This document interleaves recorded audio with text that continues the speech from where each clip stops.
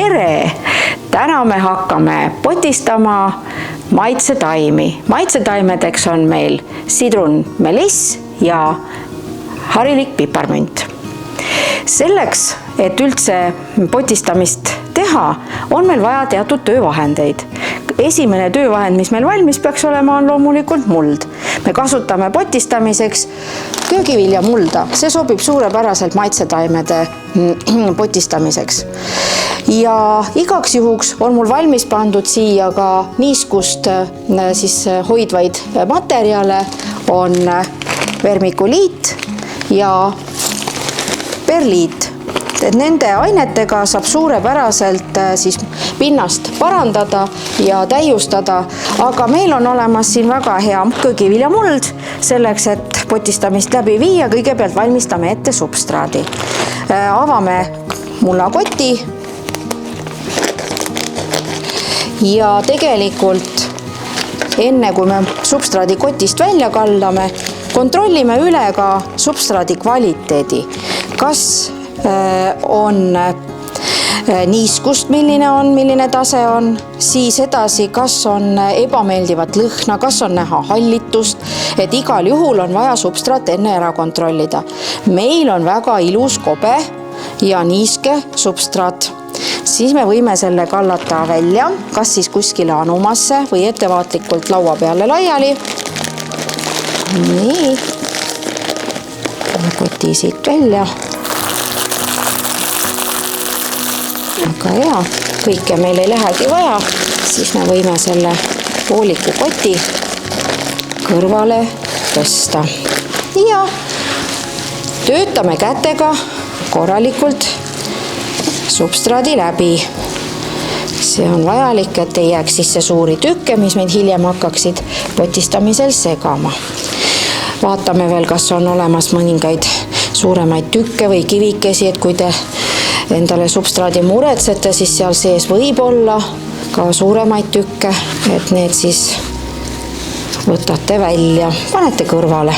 Nii, substraat on läbi töödeldud, ette valmistatud.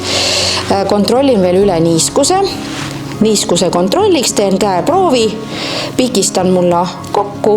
Kui ta jääb niimoodi kokku ja laiali pudise, siis on niiskustase täiesti paras.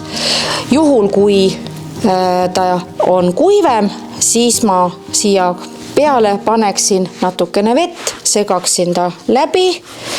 No teeme näitise ka natukene, paneme siia vett keskele ja jälle kätega töötleme substraadi läbi ilusasti. Niiskuse kenasti vajutame selle pinnasega kokku ja teeme siis uue proovi, kas hakkab pinnas meil peoses kokku, kas saame selle palli teha, siin on täiesti olemas. Ja valmistame endale siis ka selle töökoha ette, et substraat on olemas. Siia hulka ma praegult midagi muud juurde segama ei hakka. Ja järgmine etapp on meil juba taimede potistamise etapp. Potistamiseks sobivad erineva mõõduga potid. Võite valida keraamilisi potte, savipotte, plastpotte, aga taaskasutuses võite ka leida mõningaid väiksemaid ämbreid. Et kõik, kus on taimel siis piisavalt ruumi juurde kasvatamiseks, sobivad potistamiseks. Minul on siin täitsa tavalised poest ostetud plastmasspotid, lillepotid ja kui me võtame nüüd ühe taime, mida me potistama hakkame, mul on siin praegult münditaim, siis näete tema juure pall või selline pott on väike, see mahub täpselt siia keskele ehk kõikidest külgedest on tal vähemalt sõrmede jagu ruumi ja rohkemgi veel, et siia maitsetaimed sobivad suurepäraselt istutamiseks. Teine asi, mida ma kontrollin, siis selle taime, kas ta on terve, kas ta on haiguste vaba, kahjurite vaba, et kas tal on ka korralikult juured välja arenenud. Et seda me peame siis kontrollima siis, kui me oleme ta potist välja võtnud, et missugused on taime juured. Taime juured on ilusad valged, mullapall on korralikult läbi kasvanud, et taim on valmis potistamiseks, ei lagune see mullapall ära. Enne potistamist kindlasti tuleks taimed ka eelnevalt niisutada, et natuke kastame selle taime märjaks ka, siis ta ei saa nii suurt šokki ümber istutamise ajal. Nüüd selle istutamise protsess panen substraadi potti ja võtan taime potist välja. Palju ma substraati potti peaksin panema? Vähemalt nii, et poti põhi oleks korralikult kaetud.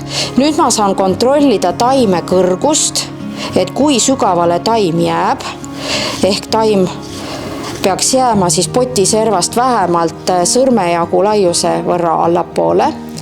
Nii, ja see mul siin on olemas, ehk ütleme, et 1/3 potist peaks olema substraadiga täidetud, aga see sõltub kõik sellest, kui suur mullapall taimel on. Edasi hakkame ettevaatlikult substraati juurde lisama ja kätega tihendama. Paneme selle siia ümber, et ta siia vahele läheks kenasti. Kergelt koputame, sest selle koputamisega me tihendame substraadiga poti põhjas ära. Taim vajub sellega ka allapoole. Nii, toestame ühe käega taime ja teisega veel kergelt vajutame substraati siit külje pealt tihedamaks. Ja lisame juurde. Ettevaatlikult liigutame aga potti ringi ja ongi meil taim potistatud. Tõmbame potiserva puhtaks. Tugevalt siit midagi kinni vajutama ei pea, sellepärast et kastmisvesi peale potistamist teeb selle töö meie eest ära. Lihtsalt kerge koputus veel tihendamiseks ja kastame. Hästi ettevaatlikult. Nii. Ja ongi taim potistatud. Piisavalt ruumi jääb ka kastmiseks, et kastmisserv kindlasti peaks olema olemas, et me ei paneks seda substraati potiservaga täiesti tasa, sest muidu pärast on meil probleemid kastmisega, et vesi jookseb üle potiserva ära ja taimeni ei jõuagi midagi. Aga see ei ole veel kõik. Kust me teame, millise taime me siia istutasime, millal istutasime? Selleks on vaja kindlasti kirjutada ka taime etikett. Minul on siin spetsiaalselt taime etikett, millele ma märgin ära tähtsad parameetrid. Üks on siis kuupäev. Paneme kirja kuupäeva. Nii, kuupäev läheb üles risti, et see on kõige tähtsam, et me teame, millal taim on potti pandud. Ja kindlasti taime liigi nimi. Taime liigi nime me kirjutame siis kas eesti või ladina keeles, aga tore oleks, kui need mõlemad oleksid siin peal. Kirjutame siia ära taime eestikeelse liigi nime.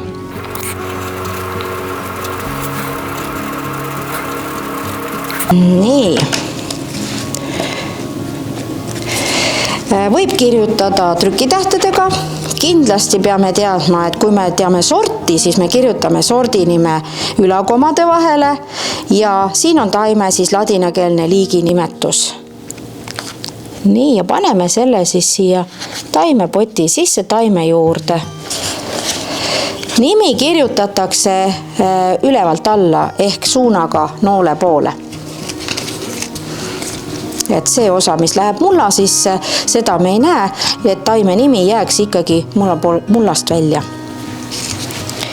Ja ongi taim potistatud. Edukat potistamist teile!